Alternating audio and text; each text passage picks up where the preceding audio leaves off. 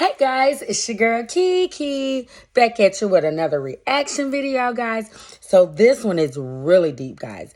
This is about Donald Trump and what the Supreme Court hear Donald Trump appeal on immunity claims. So guys, y'all got to come on in. We're gonna talk about it. We're gonna chop it up a little later. All right, come on in. Let's take it out. We are continuing to follow the breaking news out of Washington, where an appeals court has ruled that former President Donald Trump does not have presidential immunity in his criminal case stemming from January 6th. David Becker joins us now. He's a CBS News election law contributor and the founder for the Center for Election Innovation and Research. Jessica Levinson is also joining us for analysis. She's a CBS News legal contributor and a professor at Loyola Law School. All right, David, first to you. What legal precedent does this set, given that the former president is also facing similar cases in other jurisdictions? Well, technically, it only applies to the D.C. Circuit itself. However, the D.C. Circuit is often thought of as kind of the second highest court in the land, right behind the United States Supreme Court. This is going to carry some weight in other courts, and it's certainly going to carry some weight before the Supreme Court if, as anticipated, Donald Trump asks the court to take this case and review it. They are not obligated to do so, and I actually think this opinion is very, very strong and comprehensive, and I think there is some likelihood that the Supreme Court will just let it stand without hearing. So, Jessica, this is kind of like Donald Trump's legal style, right? Like, try to get it thrown out completely. Then I guess the next step is try to delay. So how does this change how Trump's legal team proceeds with his defense? Well, let's be honest, that this is a resounding defeat. This is a per curiam opinion, meaning... All right, guys, let's talk about this. These three judges are like, no, they're not going to back down on what they believe. Like they said, that January 6th riot case is serious. Like, you jeopardize everybody's lives outside of the courts, the Supreme whole area. Like, that was deep. And the three judges are like, no, and they're not going to put up with it. So don't come and try to use your tactics to get by, right? No. But anyway, guys, let's listen to it and we'll chop it up a little later, okay?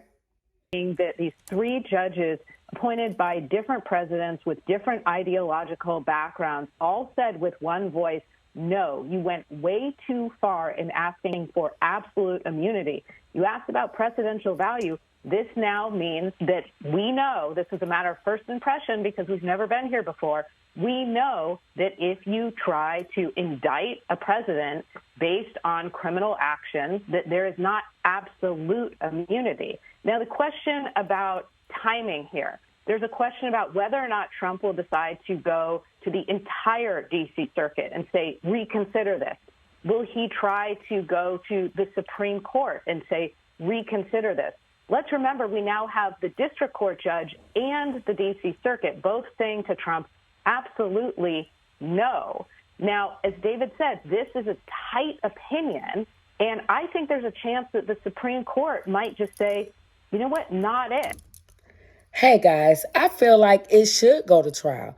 I don't know why he think this was okay, right? It's not okay. You put so many lives in jeopardy, right? Even the three judges are like, no. And we're not, he was denied immunity about this case.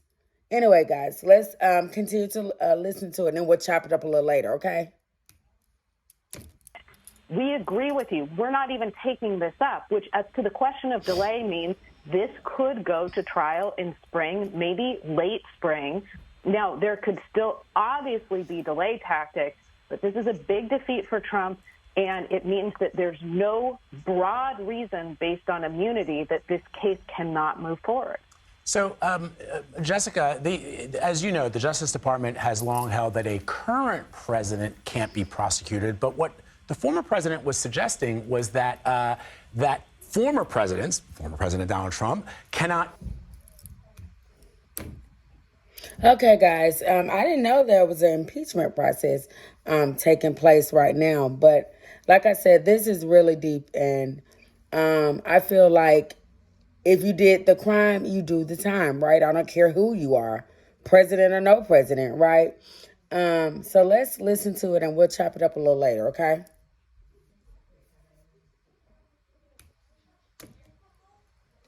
Either be prosecuted, at least for actions that are related to their official duties, unless they're impeached and convicted by Congress, right? There's a process already in place. It's an impeachment process. Right. And so that's how you judge. Right. And then his lawyers argue that having been acquitted by the Senate of inciting the January 6th insurrection, Trump said that to try him in federal court would be a double jeopardy violation. What did the court say about that? The court said no. And frankly, I think that really fell apart when right after oral arguments, we had that conversation where Judge Pan said, if that's your argument, then one, you've given up the idea that there can never be criminal prosecution. And you've acknowledged that if there's impeachment and conviction, there can be criminal prosecution. So as Judge Pan said in oral arguments, that means that you're acknowledging the prosecution of a former president can occur. You're just saying there are threshold steps here.